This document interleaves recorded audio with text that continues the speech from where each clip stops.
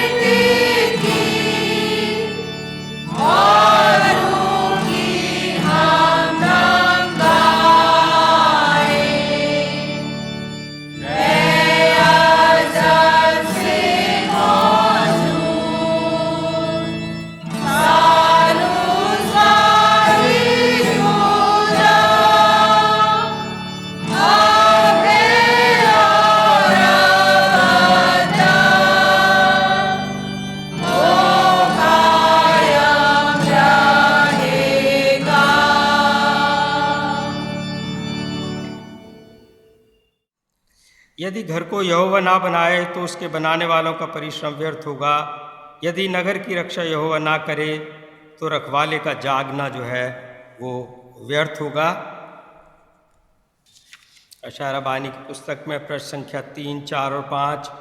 हमारे खुदावंद यीशु मसीह का फजल, खुदा की मोहब्बत और रूह कुदस की शराकत आप सबके साथ होती रहे और आपके साथ भी। आए तमाम कुदरत के खुदा, तेरे आगे सबके दिल का हाल खुला है। तुझे सबकी मुरादें मालूम हैं और तुझसे कोई भेद छिपा नहीं।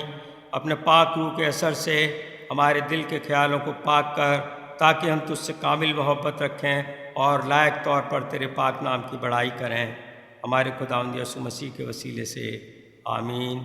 आलम बाला पर खुदा का जलाल, और ज़मीन पर उसको लोगों में सुलह, खुदावंद खुदा, आसमानी बादशाह, तमाम कुदरत के खुदा बाप, हम तेरी परस्तिश करते, तेरा शुक्र करते और तेरे जलाल के लिए तेरी हमद करते हैं।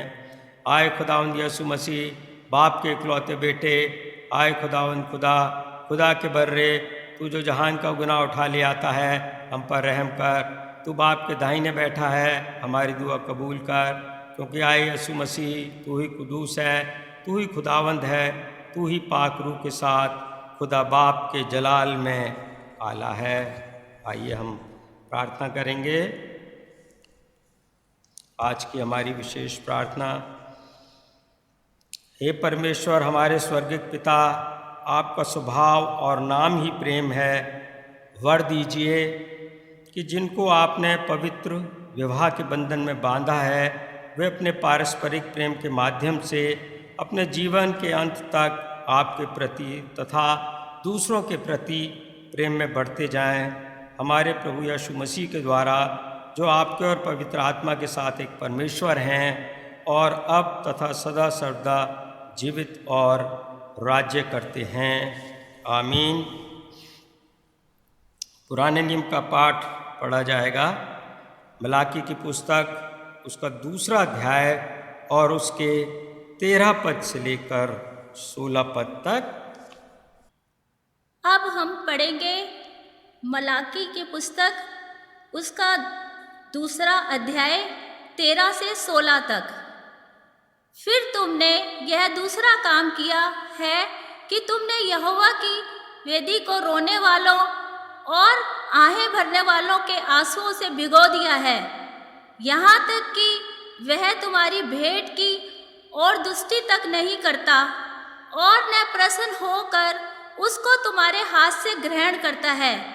तुम पूछते हो, ऐसा क्यों? इसलिए क्योंकि यहोवा तेरे और तेरी उस जवानी की संगिनी और ब्याही हुई स्त्री के बीच साक्षी हुआ था, जिससे तूने विश्वासघात किया है। क्या उसने एक ही को नहीं बनाया, जबकि और आत्माएं उसके पास थीं? और एक ही को क्यों बनाया? इसलिए कि वह परमेश्वर के योग्य संतान चाहता है। इसलिए तुम अपनी आत्मा के विषय में चौकस रहो और तुम में से कोई अपनी जवानी की स्त्री से विश्वासघात ना करे, क्योंकि इज़राइल का परमेश्वर यहोवा यह कहता है, मैं स्त्री त्याग से घृणा करता हूँ और उससे भी जो अपने वस्त्र को उपद्रव से ढांपता है। इसलिए तुम अपनी आत्मा के विषय में चौकस रहो और विश्वासघात मत करो। सेनाओं के यहोवा का यही वचन है। परमेश्वर के पढ़े जाने पे आशीष। आज की गॉस्पल पैसेज जो लिया गया है वो है मरकुस रचित सुसमाचार, उसका 10वां अध्याय, उसके 2 पद से लेकर 12 पद तक। Gospel according to saint Mark chapter 10 verses beginning from 2 to 12। तब फरीसियों ने उसके पास आकर उसकी परीक्षा करने को उससे पूछा, क्या यह उचित है कि पुरुष अपनी पत्नी को त्यागे? उसने उनको उत्तर दिया, मूसा ने तुम्हें क्या आज्ञा दी है? उन्होंने कहा, मूसा ने त्याग पत्र लिखने और त्यागने की आज्ञा दी है। यीशु ने उनसे कहा, तुम्हारे मन की कठोरता के कारण उसने तुम्हारे लिए यह आज्ञा लिखी है, पर सृष्टि के आरंभ से परमेश्वर ने नर और नारी करके उनको बनाया है, और इस कारण मनुष्य अपने माता पिता से अलग होकर अपनी पत्नी के साथ रहेगा और वे दोनों एक तन होंगे।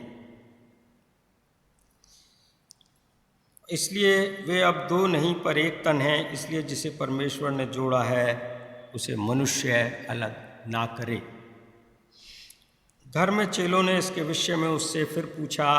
उसने उनसे कहा, जो कोई अपनी पत्नी को त्याग कर दूसरी से विवाह करे तो वह उस पहली के विरोध में व्यभिचार करता है, और यदि पत्नी अपने पति को छोड़कर दूसरे से विवाह करे तो वो व्यभिचार करती है।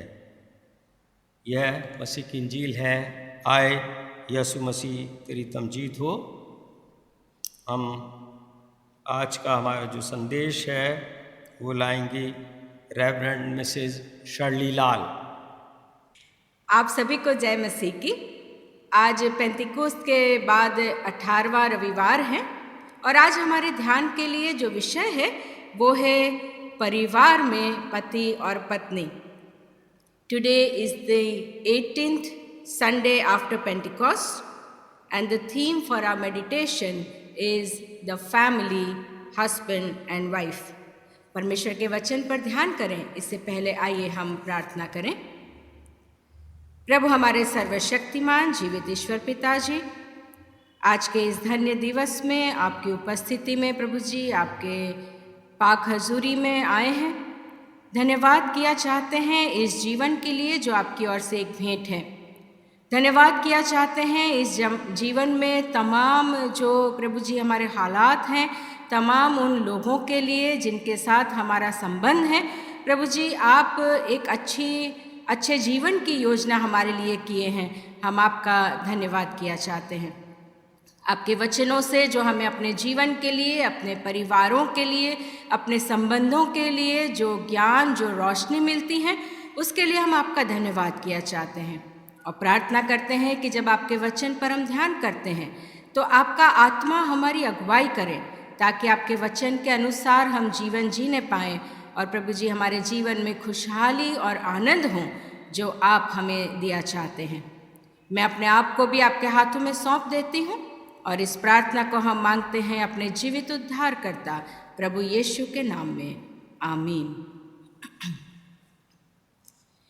एक बार एक डायटिशियन एक अपना सेशन ले रहे थे और ग्रुप में बात कर रहे थे और वो बता रहे थे कि कौन कौन सी वस्तुएं खाने से या पीने से हमारे शरीर को नुकसान हो सकता है और बहुत सी बातों के उन्होंने नाम लिए और फिर उन्होंने पूछा कि क्या आप जानते हैं एक ऐसी वस्तु भी है जो हम सभी खाते हैं या खाने वाले हैं और जिसके एक बार खाने से बहुत वर्षों तक वो हमारे शरीर को नुकसान पहुंचाती हैं। क्या आप जानते हैं ऐसी कौन वस्तु है? और वहाँ सामने लाइन में एक बुज़ुर्ग बैठे थे। उन्होंने अपना हाथ ऊपर उठाया और कहा वो तो शादी का केक है। हम आए दिन मैरिज के विषय में, पति पत्नी के विषय में बहुत से जोक्स, बहुत सी कहावतें सुनते रहते हैं और आज हमारे ध्यान का विषय भी यही है, पति और पत्नी के बीच का संबंध, relationship between husband and wife. और आज जितने भी बाइबल के पाठ हमारे सामने पढ़े गए, हम उन सभी में से देखने का प्रयास करेंगे कि विवाह के विषय में या पति और पत्नी के संबंध के विषय में बाइबल हमें क्या गोल्डन रूल्स देती हैं।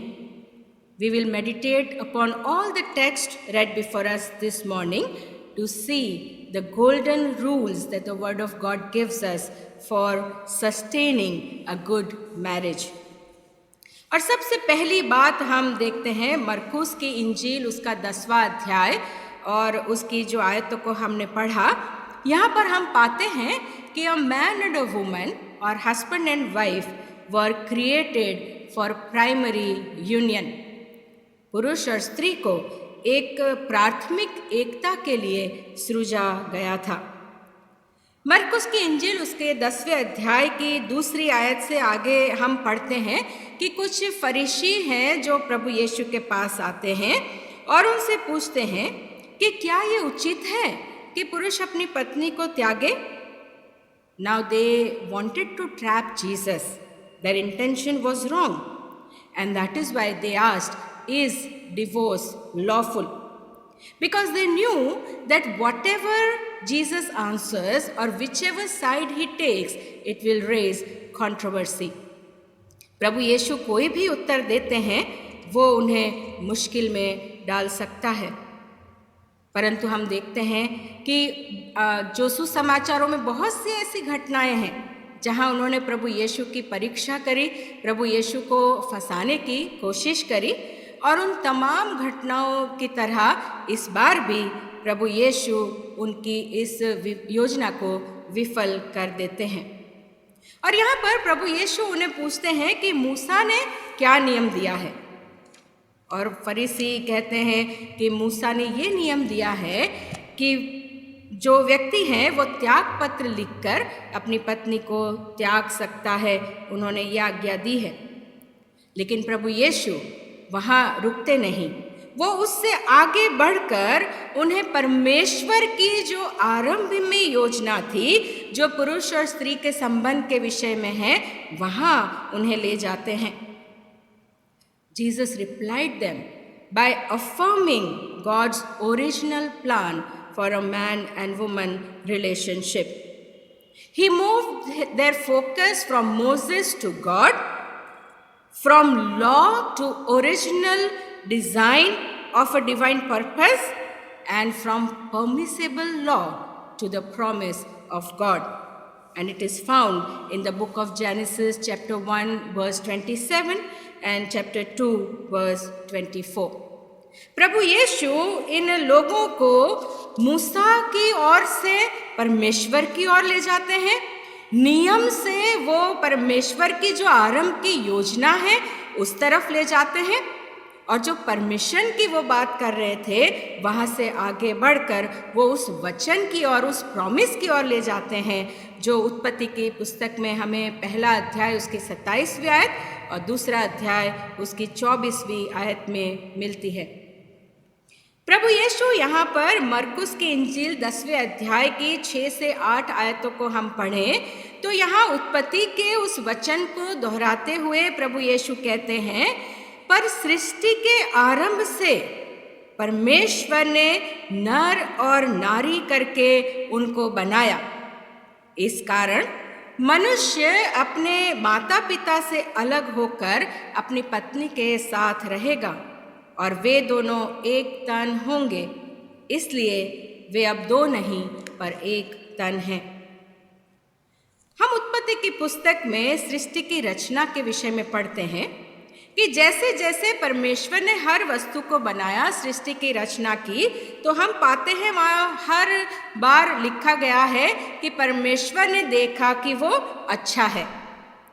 लेकिन जब हम पढ़ते हैं दूसरे अध्याय की 18वीं आयत में परमेश्वर ने जब आदम को बनाया तो पहली बार हम यहाँ पाते हैं लिखा है, परमेश्वर ने कहा मनुष्य का अकेला रहना अच्छा नहीं। It is not good for a man to be alone. पहली बार पूरी सृष्टि की रचना में हम पाते हैं परमेश्वर ने जो देखा सब कुछ बहुत अच्छा है, अच्छा है, अच्छा है। पहली बार यहाँ पर कहते हैं अच्छा नहीं है, कुछ कमी है।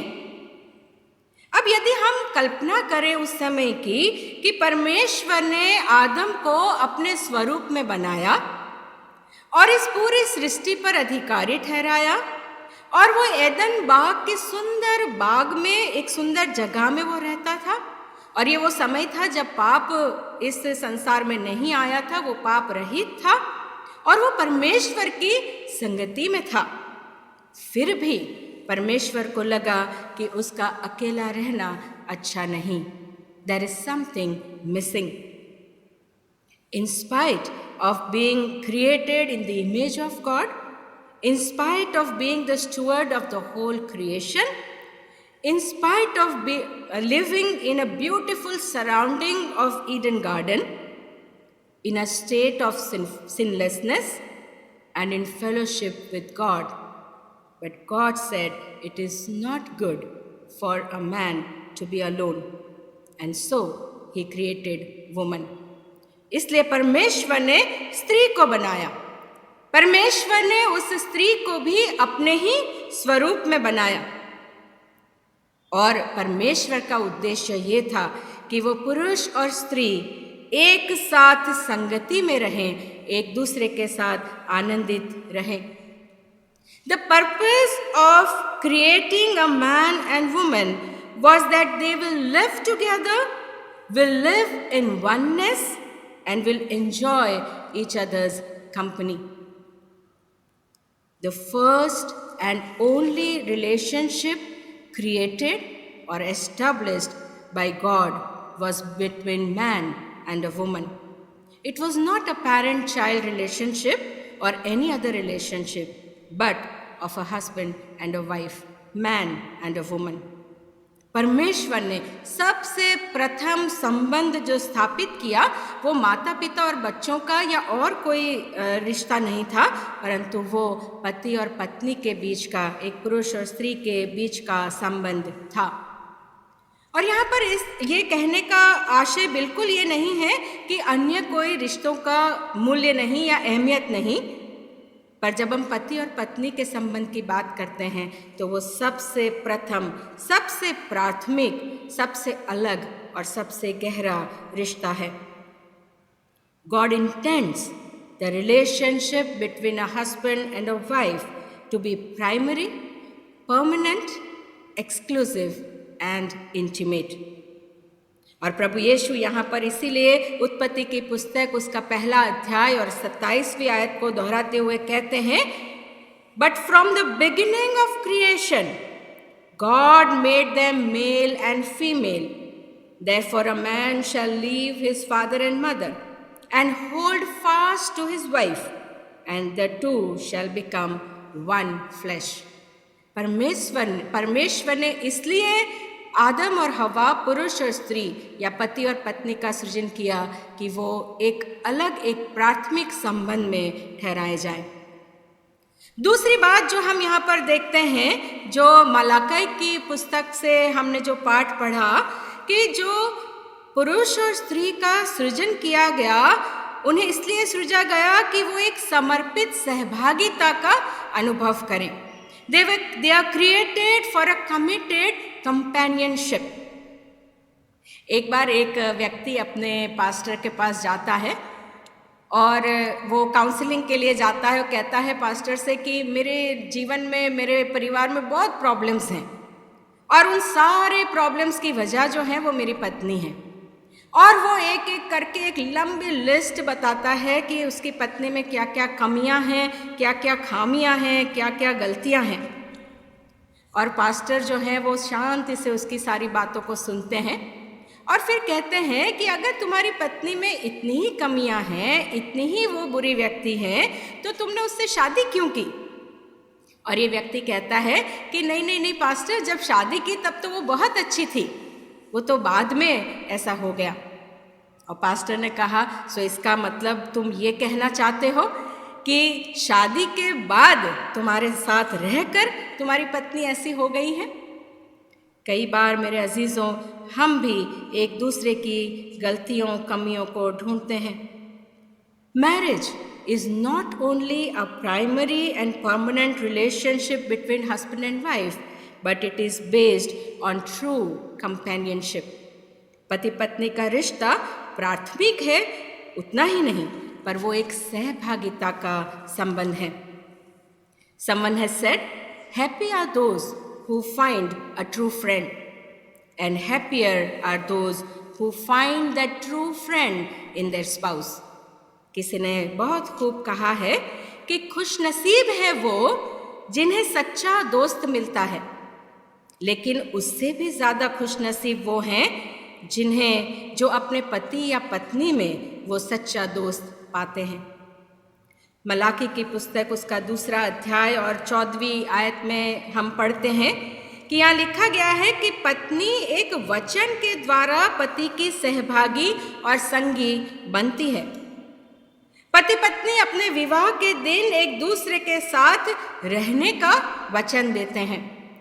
जब तक मृत्यु उन्हें अलग ना करे तब तक साथ रहने का वचन देते हैं। मैंने एक जोक ऐसा पढ़ा था कि आजकल खासकर जो पैंडेमिक सिचुएशन है और हम जानते हैं कि विवाह होना, शादी होना बड़ा लोगों को गैदर करना बड़ा मुश्किल होता जा रहा है।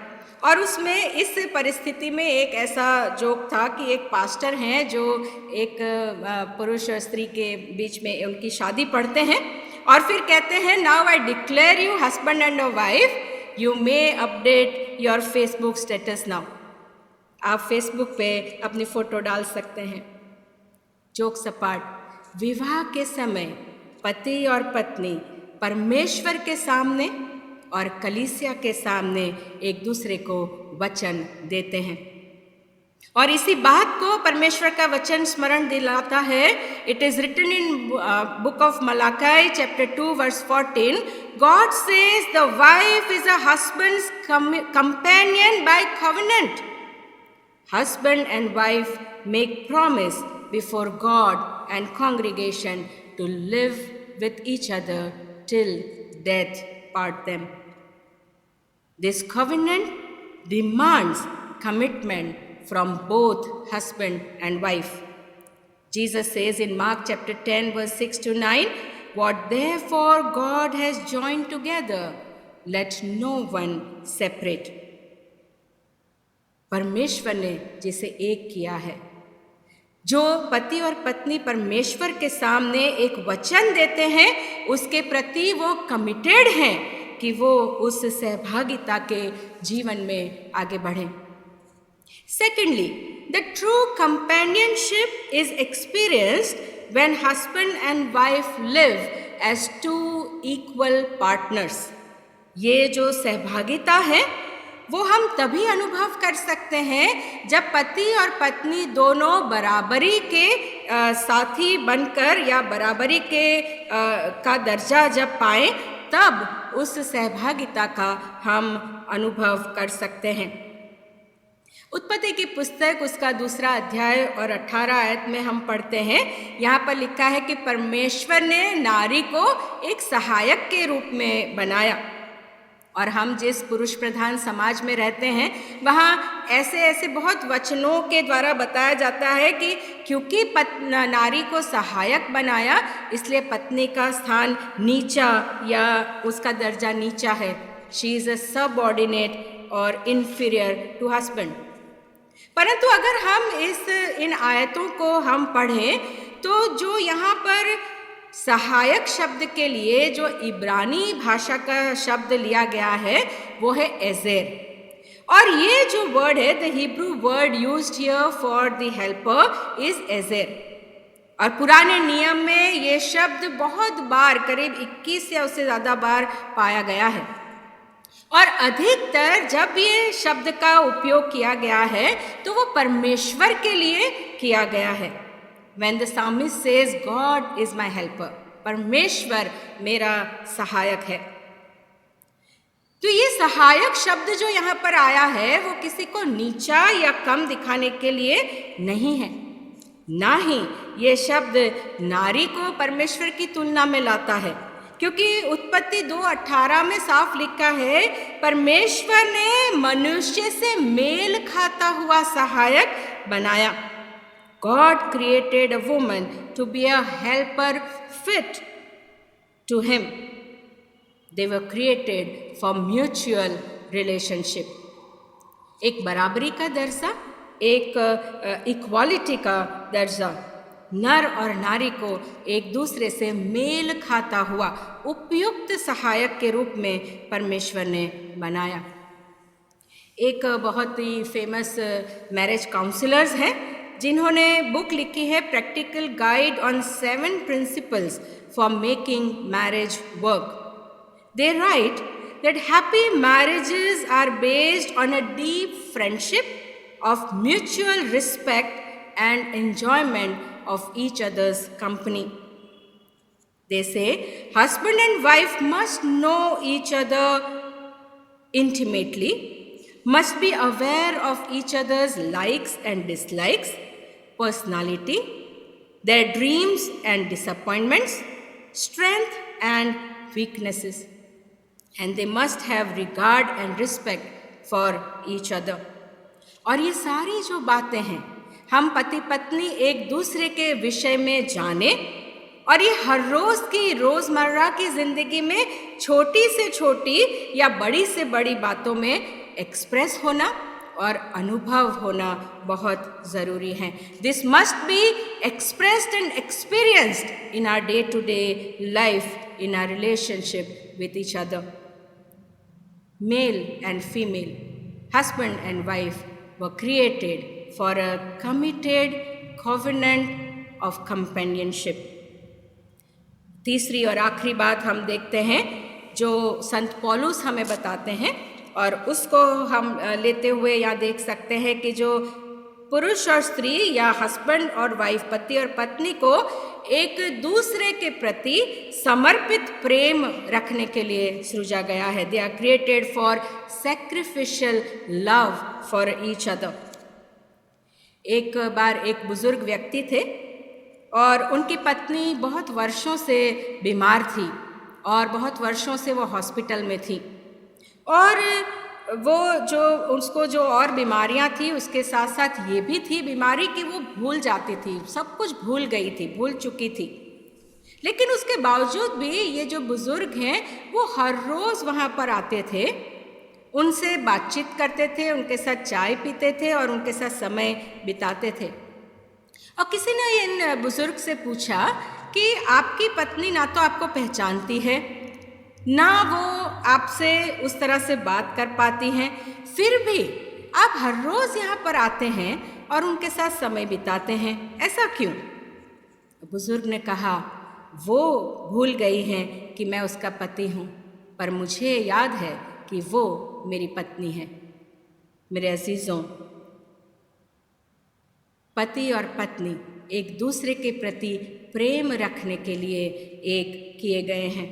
Husband and wife who are created for a primary and permanent companionship will only be able to remain committed to each other if there is true love between them. And St. Paul beautifully describes this love in 1 Corinthians chapter 13 verses 4 to 8. संत पौलुस कोरिन्थियों के नाम अपनी पहली पत्री के 3 अध्याय की 4 से 8 आयतों में बखूबी इस प्रेम का वर्णन करते हैं कि प्रेम कैसा होना चाहिए। हालांकि वो जनरली प्रेम के विषय में बताते हैं, पर उन बातों को जो ये पौलुस यहाँ पर लिखते हैं वो करीब करीब 13 डूज एंड डोंट्स यहाँ पर बताते हैं। अगर उनको हम अपने पति पत्नी के संबंध में भी अप्लाई करें तो हम एक दूसरे के प्रति प्रेम में बढ़ सकते हैं। और पौलुस यहाँ पर लिखते हैं 5 डोंट वो बताते हैं। वो कहते हैं लव डज नॉट एनवी और बोस्ट, वो बढ़ाई नहीं करता, डाह नहीं रखता, फुलता नहीं। इट इज नॉट एरोगेंट और rude, it does not insist one's own way, वो अनीति पर नहीं चलता, अपनी भलाई नहीं चाहता और अपनी ही बात को नहीं मनवाता। इट इज़ नॉट इरिटेबल, झुंझलाता नहीं है। इट इज़ नॉट रिजेंटफुल, वो बुरा नहीं मानता।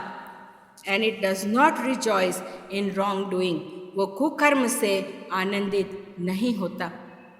और 8 डूज है जो हमें करना है, वो पौलुस यहाँ बताते हैं। वो कहते हैं लव इज पेशेंट, धीरजवंत है। लव इज काइंड, वो कृपालु है। लव रिजॉइसेस इन ट्रूथ, वो सत्य में आनंदित होता है। Love bears all things, believes all things, hopes for all things and endures all things, वो सब बातें सह लेता है, सब बातों की प्रतीति करता है, सब बातों की आशा रखता है, सब बातों में धीरज रखता है।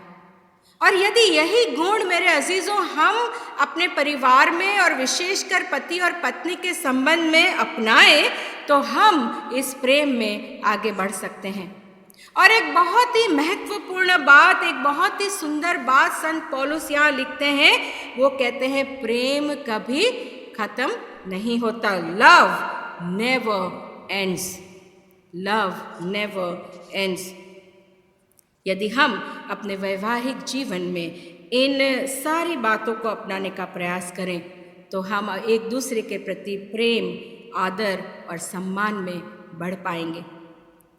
Someone has said, a perfect happy marriage is simply two imperfect people loving each other and refusing to give up on each other no matter what. खुशनुमा संबंध वो है, अच्छा संबंध वो है जहाँ 2 व्यक्ति यानी पति और पत्नी अपनी तमाम कमियां और कमजोरियों के बावजूद एक दूसरे से प्रेम करना नहीं छोड़ते। Let there be love between husband and wife, that both will learn to give rather than take, understand rather than demand, and accept rather than expect. परमेश्वर करें कि हमारे बीच में ऐसा प्रेम हो जो लेना नहीं बल्कि देना जानता हो, जो डिमांड करना नहीं पर दूसरों को समझता हो, और जो अपेक्षा नहीं पर दूसरों को अपनाने वाला हो सके. May God bless us all to grow towards this kind of love, which is God intended relationship between husband and a wife from the beginning of the creation. परमेश्वर करें कि हम ऐसे ही पति पत्नी के संबंध में आगे बढ़ते जाएं, जो परमेश्वर की इच्छा के अनुसार है, जो परमेश्वर की योजना एक संबंध के लिए है. प्रभु हम सभी को आशीष दें. आमीन. हम धन्यवाद करते हैं अपने आज के प्रीचर का, रेवरेंड मिसेस शर्ली लाल का, जिन्होंने के आज के हमारे थीम परिवार और पति पत्नी के बारे में हमको एक इंस्पिरेशनल मैसेज हम लोगों को दिया है. तो हम मिसेस शर्ली लाल के शुक्रगुजार हैं. अब हम सब लोग खड़े होकर अपने ईमान का इकरार करेंगे. जो निकिया का अकीदा है, हम एक खुदा कादिर मुतलक बाप पर ईमान रखते हैं, वो आसमान और ज़मीन और सब देखी और अनदेखी चीज़ों का खालिक है. हम एक खुदावंद यीशु मसीह पर ईमान रखते हैं, जो खुदा का इकलौता बेटा है. वो अज़ल से बाप से मौलूद, खुदा से खुदा, नूर से नूर, हकीकी खुदा से हकीकी खुदा, मसनू नहीं बल्कि मौलूद है. उसका और बाप का एक ही जौहर है. उसके वसीले से कुल चीज़ें बनी. वो हम इंसानों के लिए और हमारे निजात के वास्ते आसमान पर से उतर आया. रूल कुदस की कुदरत से कुंवारी मरियम से मुजस्सम हुआ और इंसान बना. पैंतूस पिलातूस के अहद में हमारे लिए मसलूब हुआ. उसने दुख उठाया, मर गया और दफन हुआ, और तीसरे दिन पाक नविश्तों के बामुजिब जी उठा. वो आसमान पर चढ़ गया और बाप के दाहिने बैठा है. वो जलाल के साथ जिंदों और मुर्दों की अदालत के लिए फिर आएगा. उसकी सल्तनत कभी ख़त्म न होगी. हम रूल कुदस पर ईमान रखते हैं, जो खुदावंद है और ज़िंदगी बख्शने वाला है. वो बाप और बेटे है सादिर है. उसकी बाप और बेटे के साथ परस्तिश व ताज़ीम होती है. वो नबियों की ज़बानी बोला. हम एक पाक कैथलिक और रसूली कलीसिया पर ईमान रखते हैं. हम एक बपतिस्मे का जो गुनाहों की मुआफ़ी के लिए इकरार करते हैं, और मुर्दों की क़यामत और आइंदा जान के याद का इंतज़ार करते हैं. आमीन. सिफारशी दुआएं, इंटरसेसरी प्रेयर. सिफारशी दुआएं सेक्शन 16. आइए हम सब इंसानों के लिए दुआ करें और अपनी दुआओं को खुदावंद यीशु मसीह के दायमी सिफारिश के साथ पेश करें. आए आसमानी बाप, हम तुझसे दुआ करते हैं कि सारे जहान में इंसाफ और सुलह कायम हो और हर इंसान बहुतायत से ज़िंदगी पाए. आए रहीम खुदावन, हमारी दुआ सुन. उन सब के लिए जो इस गांव शहर में बसते हैं, और उन तमाम बातों को दूर करने के लिए भी जो एक दूसरे में फूट और झगड़ा पैदा करती हैं, ताकि हमारे मुल्क में सच्ची एकता और मेल मिलाप की तरक्की हो. आए रहीम खुदावन, हमारी दुआ सुन.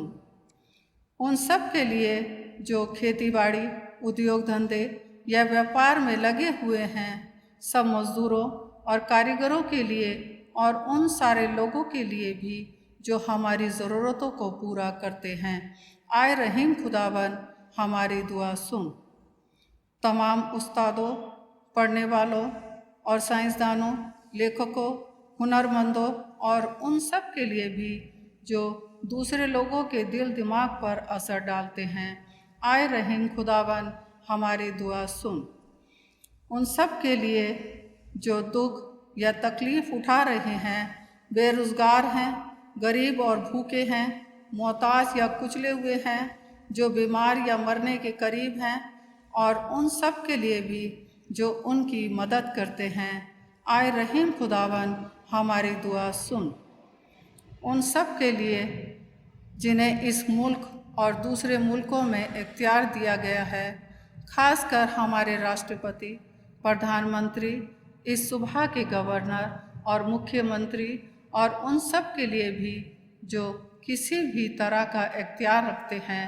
आए रहीम खुदावन हमारी दुआ सुन। सब मसीही लोगों की एकता और मेल मिलाप के लिए और दुनिया में उनके मुनासिब तौर से गवाही देने और खिदमत करने के लिए आए रहम खुदावन हमारी दुआ सुन। इस मुल्क में तेरी तमाम कलीसिया के लिए, उसकी काउंसलरों और रहनुमाओं के लिए, खासकर हमारे मॉडरेटर, दक्षिण भारत की कलीसिया के मॉडरेटर और मार थोमा कलीसिया के मेट्रोपॉलिटन, हमारे बिशप और तेरी कलीसिया के तमाम दिग्गज खादमियों के लिए कि वह अपनी खिदमत को वफादारी से बजा लाएं। आए रहम खुदावन हमारी दुआ सुन। यह है बख्श कि तेरी उन तमाम लोगों के साथ जिन्होंने वफादारी से इस दुनिया में तेरी खिदमत की है, हम भी तेरी बादशाहियत की अब्दी खुशी में शरीक हों। आए रहीम खुदावन हमारी दुआ सुन। आए आसमानी बाप अपनी बादशाहियत जल्द ला और हमारी इन दुआओं को कबूल फरमा जो हम तेरे बेटे अपने खुदावन और मुंजी यीशु मसीह के नाम के वसीले से पेश करते हैं। आमीन। अब हमारा ऑफर्ट्री हिम गाया जाएगा। मैं जैसा हूँ बेकस लाचार, और आप सब लोग जो हैं अपने घरों में ऑफर्ट्री जो है ले सकते हैं, और जब भी आप लोग चर्च आएँ तो यहाँ पर आप लोग जमा कर सकते हैं।